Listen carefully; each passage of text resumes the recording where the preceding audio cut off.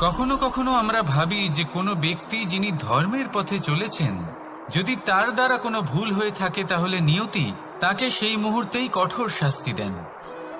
কিন্তু সেই সব মানুষ যারা সংসারের সব থেকে বড় অধর্মী, বহু নিকৃষ্ট মানের কাজ করেন, তাদের নিয়তি অনেক সুযোগ দেন।